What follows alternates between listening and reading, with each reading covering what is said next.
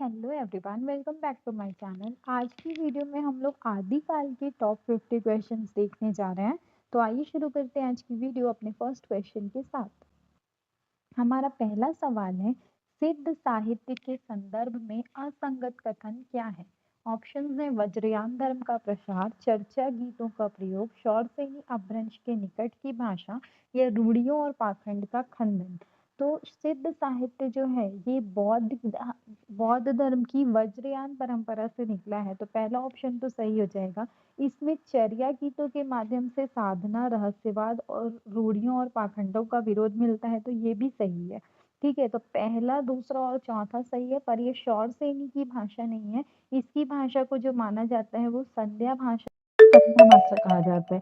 तो option number C इसका correct answer हो जाएगा। इसके बारे में याद रखते हैं कि सिद्ध साहित्य आया है वज्रयान से, और इनकी प्रमुख रचनाएं चर्यापद और चर्या गीत है, और इसके प्रमुख सिद्ध जो है वो सरहपा, लुइपा, शबरपा है। और इनमें याद रखना है कि सिद्ध जो है 84 है, ये पूर्वी भारत के क्षेत्र में पाए जाते थे। और सरहपा जो है, इनको हिंदी का प्रथम कवि माना है राहुल सांकृत्यायन ने। नेक्स्ट क्वेश्चन है, पृथ्वीराज रासो को अर्ध प्रमाणिक किसने माना है? आचार्य रामचंद्र शुक्ल, हजारी प्रसाद द्विवेदी, कर्नल टॉड या श्याम सुंदर दास। तो पृथ्वीराज रासो जो है चंद्रबरदाई के द्वारा लिखा गया है, जिसमें प्रामाणिकता को लेकर विद्वानों में हमेशा मतभेद रहा है। आचार्य रामचंद्र शुक्ल जी ने इसको हिंदी का पहला महाकाव्य और चंद्रबरदाई को हिंदी का पहला महाकवि माना है, पर इसकी प्रामाणिकता पर वो प्रश्न चिन्ह लगाते हैं और उन्होंने इसको जाली ग्रंथ कहा है। डॉक्टर हजारी प्रसाद द्विवेदी जी ने इसको अर्ध प्रमाणिक माना है। तो ऑप्शन नंबर बी इसका करेक्ट आंसर हो जाएगा कि पृथ्वीराज रासो को अर्ध प्रमाणिक मानने वाले हैं हजारी प्रसाद द्विवेदी। नेक्स्ट क्वेश्चन है, 12 बरस ले कुकुर जिए, ये पंक्ति किस रासो की है? बीसल देव रासो, परमाल रासो, पृथ्वीराज रासो या हमीर रासो। तो 12 बरस ले कुकुर जिए, 13 जिए सियार, 14 जिए छतरी, ऐसा करके है आगे जीवन को धिक्कार। ये जो है बीसल देव रासो की है, बीसल देव रासो से संबंधित पंक्ति है। तो ऑप्शन नंबर ए इसका करेक्ट आंसर हो जाएगा। बीसल देव रासो जो है ये वियोग श्रृंगार रस का है, जिसमें आपकी नागमती और बीसल देव की कहानी है, जिनका वियोग हो जाता है, तो उनके बारे में है। और इसमें 12 मासा पद्धति का भी चित्रण मिलता है। तो बीसल देव रासो की पंक्ति है, 12 बरस ले कुकुर जिए, 13 जिए सियार, और इसकी रचयिता है नरपति नाल, और इसका जो प्रधान रस है वो वियोग श्रृंगार रस है। नायक बीसल देव है और नायिका नागमती है। नेक्स्ट है, बीसल देव रासो किस प्रकार का काव्य है? ऑप्शन है वीर रस प्रधान, वियोग श्रृंगार प्रधान, शांत रस प्रधान या भक्ति प्रधान। तो अभी हमने देखा था कि बीसल देव और राजमती के वियोग का वर्णन है, तो ये वियोग श्रृंगार रस की रचना है। तो ऑप्शन नंबर बी इसका करेक्ट आंसर हो जाएगा, और इसके रचयिता कौन है? नरपति नाल। नेक्स्ट क्वेश्चन है, आध्यात्मिक रंग के चश्मे आजकल बहुत सस्ते हो गए हैं, ये कथन किसका है? ऑप्शन है राम कुमार वर्मा, रामचंद्र शुक्ल, हजारी प्रसाद द्विवेदी या नामवर सिंह। तो आध्यात्मिक रंग के चश्मे आजकल बहुत सस्ते हो गए हैं, ये कथन जो है विद्यापति जी की पदावली के लिए कहा गया था। जब लोग उसको धार्मिक उसमें रख रहे थे ना, धार्मिक साहित्य में, तब उन्होंने कहा था कि धार्मिक रंग के चश्मे, आध्यात्मिक रंग के चश्मे आजकल बहुत सस्ते हो गए हैं। तो विद्यापति जी की पदावली के लिए ये कथन कहा किसने था? आचार्य रामचंद्र शुक्ल ने। तो ऑप्शन नंबर 20 का करेक्ट आंसर हो जाएगा। उन्होंने साहित्य की व्याख्या में जो अनावश्यक आध्यात्मिक दृष्टिकोण अपनाने की प्रवृत्ति पर व्यंग किया था। नेक्स्ट है, सिद्धों की भाषा को संध्या भाषा किसने कहा? संध्या भाषा या संध्या भाषा या सैंधव भाषा बोलते हैं। ऑप्शन है राहुल सांकृत्यायन, मुनिदत्त और अद्वैज, हजारी प्रसाद द्विवेदी या रामचंद्र शुक्ल। तो सिद्धों की जो भाषा थी वो रहस्यात्मक और सांकेतिक भाषा थी, जिसको संध्या भाषा कहा गया था, जिसमें क्या होता था, साधना संबंधी जो बातें होती थी, जो मेन गुण बातें होती थी ना, उनको प्रतीकात्मक रूप में कहा जाता था। तो ये भाषा को संध्या भाषा कहा था मुनिदत्त और अद्वै वज्र ने। तो ऑप्शन नंबर 20 का करेक्ट आंसर हो जाएगा। नेक्स्ट क्वेश्चन है, सिंपल सा क्वेश्चन है, कीर्तिलता के रचनाकार कौन है? ऑप्शन है विद्यापति, अमीर खुसरो, सरहपा या जगनीक। तो कीर्तिलता जो है इसके रचनाकार है विद्यापति। विद्यापति जी जो है 3 रचनाएँ इनकी मिलती है, कीर्तिलता, कीर्ति पताका और पदावली। कीर्तिलता और कीर्ति पताका जो है वो अवहट भाषा में मिलेगी, पदावली जो आपको मिलेगी वो मैथिली भाषा में मिलेगी और पदावली के लिए इनको मैथिल कोकिल की भी संज्ञा दी गई थी। ठीक है, तो कीर्तिलता जो है ये एक अवहट भाषा की रचना है, इसमें कीर्ति सिंह की वीरता का वर्णन मिलता है। इनकी एक और रचना आती है पुरुष परीक्षा जो संस्कृत भाषा में है। नेक्स्ट है श्रावकाचार के रचनाकार कौन है? ऑप्शन है देवसेन, शालिभद्र सूरी, जिनदत्त सूरी या हेमचंद्र। तो श्रावकाचार श्रावकाचार जो है ये जैन साहित्य की कृति है जिसमें 250 दोहों में श्रावक धर्म का वर्णन है। 933 ईस्वी की रचना मानी जाती है और इसके रचनाकार है देवसेन। तो ऑप्शन नंबर अ इसका करेक्ट आंसर हो जाएगा। नेक्स्ट क्वेश्चन है हिंदी का प्रथम महाकवि किसे माना जाता है? ऑप्शन है चंद्रवरदाई, जगनीक, नरपति नाल या विद्यापति। तो हिंदी का प्रथम कवि जब पूछते हैं तो वहां सरहपा का नाम आता है, पर प्रथम महाकवि जब पूछते हैं तो ये आता है चंद्रवरदाई का जिनकी रचना है पृथ्वीराज रासो। तो ऑप्शन नंबर ए इसका करेक्ट आंसर हो जाएगा। नेक्स्ट क्वेश्चन है गोरखनाथ की सबसे प्रामाणिक रचना कौन सी मानी जाती है? ऑप्शन है सबदी, प्राण संकली, आत्मबोध या अभय मात्रा जोग। तो गोरखनाथ जो है वो नाथ पंथ के योगी है जिन्हें नाथ साहित्य में योग, साधना और वैराग्य की प्रधानता है। नाथों को कनफटा योगी बोलते हैं और इन्होंने हठ योग किया था। हठ योग में ह से सूर्य और थ से चंद्रमा लेते हैं और गोरखनाथ जी जो है इसके प्रमुख संत माने जाते हैं और प्रवर्तक भी माने जाते हैं नाथ संप्रदाय के। नाथ जो है उनकी संख्या 9 है और ये पश्चिमी भारत के क्षेत्र में पाए जाते हैं। और इनकी सबसे प्रामाणिक रचना जो है वो है सबदी। तो ऑप्शन नंबर अ सबदी इसका करेक्ट आंसर हो जाएगा। नेक्स्ट क्वेश्चन है कुवलय माला कथा के रचनाकार कौन है? कुवलय माला कथा ये प्राकृत साहित्य की महत्वपूर्ण रचना है। ऑप्शंस आपको दिए हुए उद्योतन सूरी, सोमप्रभ सूरी, मेरुतंग या जिनदत्त सूरी। तो कुवलय माला कथा इसके रचनाकार है आपके उद्योतन सूरी। तो ऑप्शन नंबर अ इसका करेक्ट आंसर हो जाएगा। नेक्स्ट क्वेश्चन है सिद्ध सामंत काल का नामकरण किसने दिया? ऑप्शन है हजारी प्रसाद द्विवेदी, राहुल सांकृत्यायन, राम कुमार वर्मा या महावीर प्रसाद द्विवेदी। तो सिद्ध सामंत काल जो आदि काल को नाम दिया था ये किसने दिया था? हजारी प्रसाद राहुल सांकृत्यायन ने। तो ऑप्शन नंबर बी इसका करेक्ट आंसर हो जाएगा। सिद्ध सामंत काल कहा था राहुल सांकृत्यायन ने और हजारी प्रसाद द्विवेदी जी ने आदिकाल को आदिकाल ही कहा था। राम कुमार वर्मा ने इसको कहा था संधि काल और चारण काल। महावीर प्रसाद द्विवेदी जी ने बीज वपन काल कहा था और रामचंद्र शुक्ल जी ने वीरगाथा काल कहा था। नेक्स्ट क्वेश्चन देखते हैं प्राकृत पैंगलम में किन कवियों के छंद संकलित है? सारंगधर, जुज्जल, बर्बर, चंद्रवरदाई, जगनीक, नरपति नाल, विद्यापति, अमीर खुसरो, गोरखनाथ या सरहपा, लुइपा और शबरपा। तो प्राकृत पैंगलम जो है प्राचीन कवियों के छंदों का संकलन है जिसको छंद साहित्य के अध्ययन की दृष्टि से महत्वपूर्ण माना जाता है। और इसमें जो आपको छंद मिलेंगे वो मिलेंगे सारंगधर, जज्जल और बब्बर के। तो ऑप्शन नंबर आ इसका करेक्ट आंसर हो जाएगा कि प्राकृत पैंगलम में सारंगधर, जज्जल और बब्बर इन कवियों के छंद संकलित हैं। नेक्स्ट है उक्ति व्यक्ति प्रकरण किस प्रकार का ग्रंथ है? ऑप्शन है काव्य ग्रंथ, व्याकरण ग्रंथ, चरित काव्य या रासो काव्य। तो उक्ति व्यक्ति प्रकरण ये दामोदर शर्मा की रचना है और ये एक व्याकरण ग्रंथ है। तो ऑप्शन नंबर 20 के करेक्ट आंसर हो जाएगा। उक्ति व्यक्ति प्रकरण एक व्याकरण ग्रंथ है।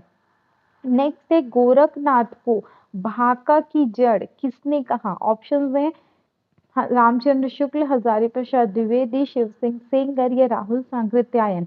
तो गोरखनाथ को जो भाका की जड़ कहा था वो कहा था पुष्पदंत ने।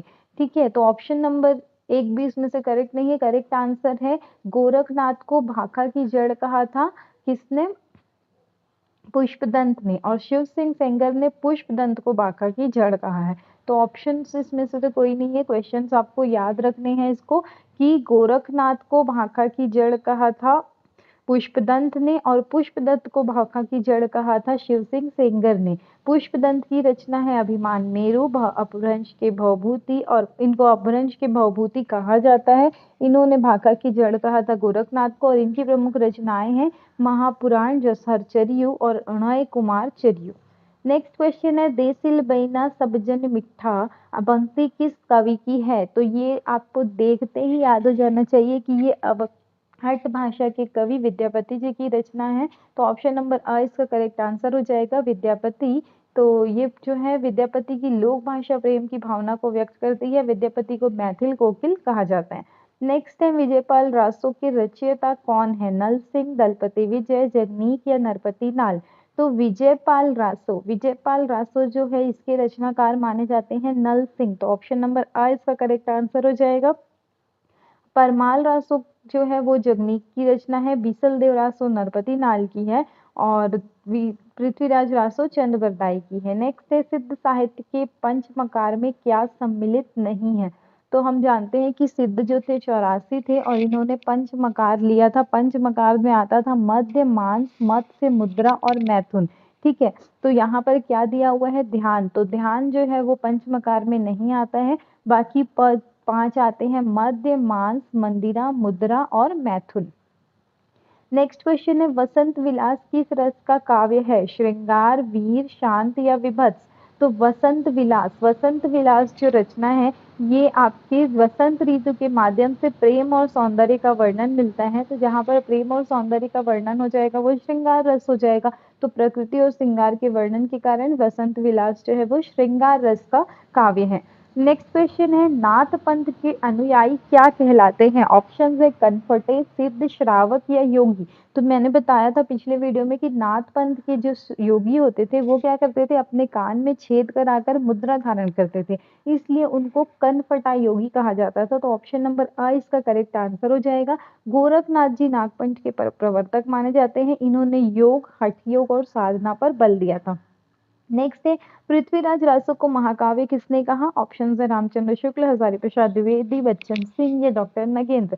तो पृथ्वीराज रासो को हिंदी का प्रथम महाकाव्य कहा था आचार्य रामचंद्र शुक्ल ने और चंद्रबरदाई को हिंदी का पहला महाकवि माना था इन्होंने। तो ऑप्शन नंबर अ इसका करेक्ट आंसर हो जाएगा। नेक्स्ट है आल्हा खंड किस रासो ग्रंथ का दूसरा नाम है? परमाल रासो, बीसल देव रासो, पृथ्वीराज रासो या खुमान रासो? तो आल्हा खंड जो है वो परमाल रासो का दूसरा नाम है। तो ऑप्शन नंबर अ इसका करेक्ट आंसर हो जाएगा। रचयिता इसके है जगनीक। इसमें आल्हा और उदल की वीरगाथा की रचना है। नेक्स्ट क्वेश्चन है विद्यापति की कौन सी रचना अवहट भाषा में है? कीर्तिलता, पदावली, गोरक्ष विजय या मणिमंजरी? तो इसमें से याद रखना है कि विद्यापति की जो 3 या 4 रचनाएं आती है उसमें से कीर्तिलता और कीर्ति पताका जो है वो अवहट में है, पदावली जो है मैथिल में है और एक परीक्षा पुरुष आता है जो संस्कृत में है, पुरुष परीक्षा। ठीक है, तो यहाँ पर हमको अवहट भाषा पूछा गया तो अवहट जो है वो कीर्तिलता हो जाएगी। तो ऑप्शन नंबर अ इसका करेक्ट आंसर हो जाएगा। नेक्स्ट है अभिमान मेरु किस कवि ने स्वयं को कहा है? पुष्पदंत, स्वयंभू, पाल या हेमचंद्र? तो अभिमान मेरु खुद को किस कवि ने कहा है? ये कहा है पुष्पदंत ने स्वयं को कहा है। खुद को अभिमान मेरु ने कहा है। इनको और एक कहा गया है अपभ्रंश का भवभूति।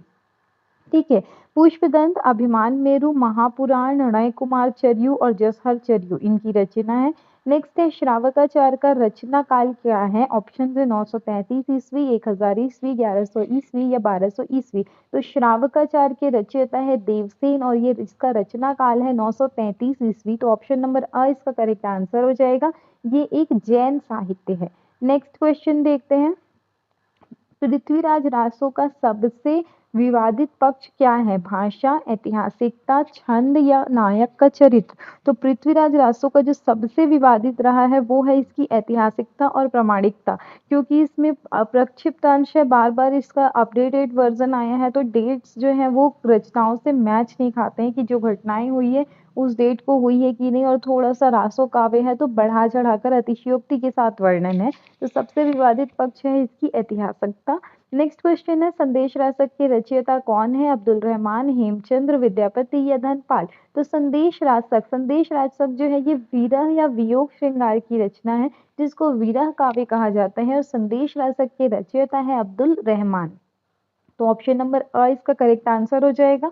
नेक्स्ट क्वेश्चन देखते हैं जसहर चर्यु के रचयिताकार कौन है? पुष्पदंत, स्वयंभू, धनपाल या जोइंदू? तो जसहर चर्यु जिसको यशोधर चरित भी बोला जाता है इसके रचनाकार है पुष्पदंत। ठीक है, ये अपभ्रंश की रचना है। ऑप्शन नंबर इसका करेक्ट आंसर हो जाएगा। जसहर चर्यु के रचनाकार पुष्पदंत है। उनके और रचना में आएंगे महापुराण, जसहर चर्यु और अणय कुमार चर्यु। नेक्स्ट है आदिकाल को वीरगाथा काल किसने कहा? तो अगर आप हिंदी साहित्य की तैयारी कर रहे हैं तो ये क्वेश्चन आप अगर सोए भी रहे और कोई पूछ ले आदिकाल को वीर गाथा काल किसने कहा, तो आप फट से बोलना रामचंद्र शुक्ल ने, क्योंकि ये याद नहीं है मतलब आपकी तैयारी बिल्कुल नेगेटिव में जा रही है, जीरो भी नहीं है। तो ऑप्शन नंबर अ इसका करेक्ट आंसर हो जाएगा। हजारी प्रसाद द्विवेदी जी ने इसको आदिकाल ही कहा है, राम कुमार वर्मा ने इसको संधि और चारण काल कहा है। ठीक है, नेक्स्ट क्वेश्चन के रूप में जाते हैं, ढोला मारूरा दूहा किस प्रकार का काव्य है, प्रेम काव्य, वीर काव्य, भक्ति काव्य या नीति काव्य। तो ढोला मारूरा दूहा, इसमें ढोला और मारू के प्रेम की कथा है, एक राजस्थानी लोक प्रेम कथा है, तो ये लौकिक साहित्य में आता है और ये एक प्रेम काव्य है। तो ऑप्शन नंबर अ इसका करेक्ट आंसर हो जाएगा। ढोला मारूरा दूहा जो है ये प्रेम आख्यानक काव्य है। नेक्स्ट क्वेश्चन है, भविष्य कहा, भविष्यत कहा या भविष्य से कहा बोलते हैं, इसके रचनाकार कौन है, धनपाल, अब्दुल रहमान, हेमचंद्र या सोमप्रभ सूरी। तो भविष्यत कहा या भविष्य कहा, इसके रचनाकार आपके हैं धनपाल जी। तो धनपाल जी जो है अपभ्रंश साहित्य के ये रचनाकार है और ये इनकी रचना है भविष्यत कहा या भविष्यस्यत कहा बोलते हैं। नेक्स्ट क्वेश्चन है, आदिकाल की प्रमुख भाषा कौन सी थी, डिंगल पिंगल, संस्कृत, खड़ी बोली या अवधी। तो आदिकाल जो आप देखेंगे उसमें वीर गाथा की बहुत रचना हुई है, तो वीर गाथा की रचना जो है मुख्यतः डिंगल और पिंगल भाषाओं में की गई है। तो ऑप्शन नंबर ए इसका करेक्ट आंसर हो जाएगा। इसमें आपको अवहट, अपभ्रंश, पुरानी हिंदी ये सब भी मिलेंगे, पर मुख्यतः जो मिलेगी वो डिंगल पिंगल भाषा मिलेगी। नेक्स्ट है आपका जय मयंक जस चंद्रिका, इसके रचनाकार कौन है, ऑप्शंस है मधुकर कवि, जगनीक, नरपति नाल या दलपति विजय। तो जय मयंक जस चंद्रिका के रचनाकार है मधुकर कवि। तो ऑप्शन नंबर अ इसका करेक्ट आंसर हो जाएगा। नेक्स्ट है वर्ण रत्नाकर के रचनाकार कौन है, वर्ण रत्नाकर, ऑप्शंस है ज्योतिरीश्वर ठाकुर, दामोदर पंडित, विद्यापति या रोड़ा कवि। तो वर्ण रत्नाकर के रचनाकार हमारे हैं ज्योतिरीश्वर ठाकुर। ज्योतिरीश्वर ठाकुर की रचना है ये मैथिली साहित्य के प्राचीन ग्रंथों में स्थान रखती है। ठीक है, तो मैथिली भाषा में लिखी गई है। दामोदर पंडित या दामोदर शर्मा, इनके जो व्याकरण ग्रंथ है उक्ति व्यक्ति प्रकरण, विद्यापति जी की रचनाएं आती है आपकी कीर्तिलता, कीर्ति पताका और पदावली और परीक्षा, पुरुष परीक्षा। ठीक है, और रोड़ा कवि की जो रचना है वो है राउल वेल। नेक्स्ट क्वेश्चन है, प्राकृतिक पेंडुलम का मुख्य विषय क्या है, छंद शास्त्र, व्याकरण, भक्ति या दर्शन। तो हमने देखा था पिछले क्वेश्चन में कि प्राकृत पेंडुलम में अलग अलग कवियों के छंदों का वर्णन है। तो ऑप्शन नंबर ए इसका करेक्ट आंसर होगा कि इसकी प्रमुख विषय जो है वो है छंद शास्त्र। नेक्स्ट क्वेश्चन है, पाहुड़ दोहा, पाहुड़ दोहा के रचनाकार कौन है, राम सिंह, जोइंदू, धनपाल या हेमचंद्र। तो पाहुड़ दोहा जो है इसमें ब्रह्मचार और रूढ़ियों का विरोध और आत्म साधना पर जोर मिलता है, ये दोहा शैली में लिखी गई है और इसके रचनाकार है राम सिंह। तो ऑप्शन नंबर अ इसका करेक्ट आंसर हो जाएगा। नेक्स्ट क्वेश्चन है, पुरुष परीक्षा किस भाषा में रचित है, संस्कृत, प्राकृत, अपभ्रंश या मैथिली। तो ये बताया है मैंने कई बार ये फैक्ट कि पुरुष परीक्षा जो है ये विद्यापति जी की रचना है जो संस्कृत भाषा में लिखी गई है। तो ऑप्शन नंबर अ इसका करेक्ट आंसर हो जाएगा। विद्यापति जी संस्कृत, अवहट और मैथिली इन भाषाओं में लिखते थे। ये एक नीति परक कथा ग्रंथ है। नेक्स्ट है, नेमिनाथ रास के रचयिता कौन है, सुमति गणी, शालिभद्र सूरी, विजय सेन सूरी या जिनदत्त सूरी। तो नेमिनाथ रास जो है ये सुमति गणी के इसकी रचना है, तो इसके रचयिता हो जाएंगे सुमति गणी। तो नेमिनाथ रास के रचयिता है सुमति गणी। ऑप्शन नंबर अ इसका करेक्ट आंसर हो जाएगा। नेक्स्ट है, आदिकाल को बीज वपन काल किसने कहा, महावीर प्रसाद द्विवेदी, रामचंद्र शुक्ल, हजारी प्रसाद द्विवेदी या गणपति चंद्र गुप्त। तो आदिकाल को बीज वपन काल जो कहा था ये कहा था महावीर प्रसाद द्विवेदी ने। तो ऑप्शन नंबर अ इसका करेक्ट आंसर हो जाएगा। आदिकाल को महावीर प्रसाद द्विवेदी जी ने बीज वपन काल कहा, रामचंद्र शुक्ल जी ने वीरगाथा काल कहा, हजारी प्रसाद द्विवेदी जी ने इसको कहा था आदिकाल। नेक्स्ट क्वेश्चन है, सिद्धों की संख्या कितनी मानी गई है, 84, 9, 12 या 36।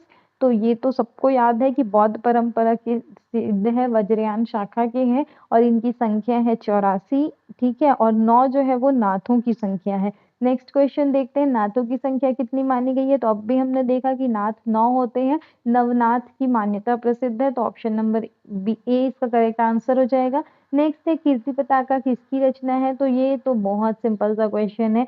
कीर्ति पताका चार ऑप्शंस दिए गए हैं, विद्यापति, अमीर खुसरो, जगनीक और चंद्रबरदाई। तो कीर्ति पताका जो है अवध भाषा में लिखी गई विद्यापति जी की रचना है, जिसमें राजा शिव सिंह की वीरता और उदारता का वर्णन आपको मिलता है।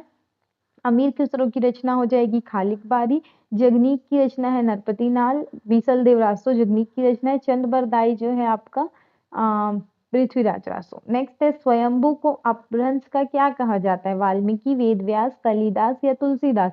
तो स्वयंभू ने पौमचर्यू की रचना की थी जिसको अपभ्रंश का रामायण कहा जाता है, इसलिए स्वयंभू को अपभ्रंश का वाल्मीकि कहा जाता है। और वेद व्यास आपका ये क्या बोलते हैं, इसके बाद पुष्पदंत को कहा जाता है अपभ्रंश का भवभूति।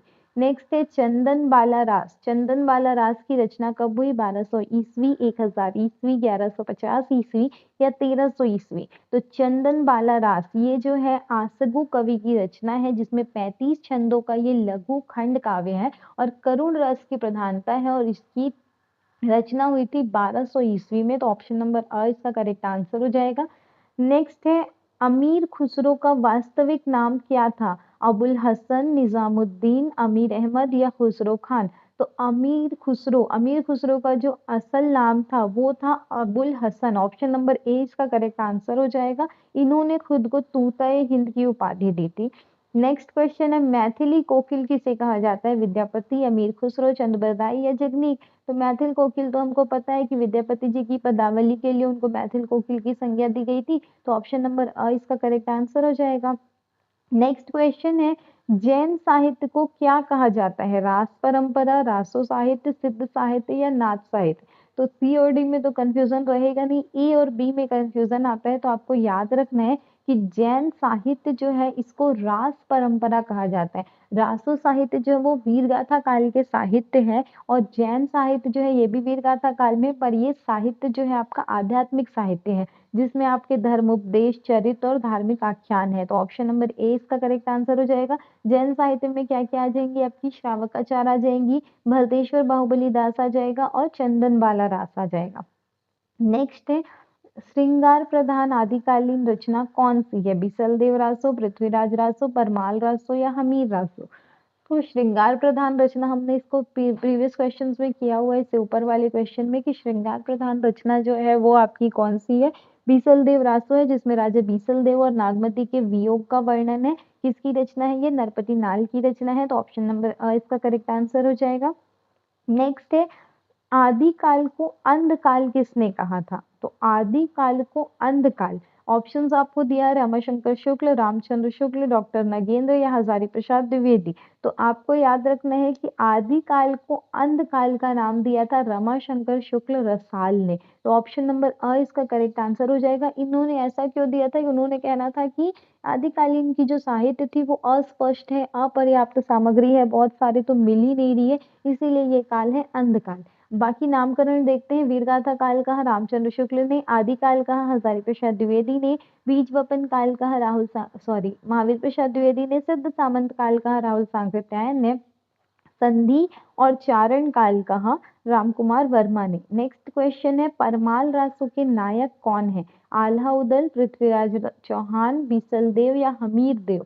तो परमाल रासो है जिसको आल्हा खंड भी कहा जाता है, जगनीक इसके रचयिता है और ये जो है आल्हा और उदल इनकी रचना, इनकी क्या है कहानी है। तो परमाल रासो जो है इसके नायक हो जाएंगे आल्हा उदल। ऑप्शन नंबर ए ये जो है बुंदेलखंड क्षेत्र का वीर गाथात्मक काव्य है। रिवीजन देख लेते हैं हम कुछ चीजें।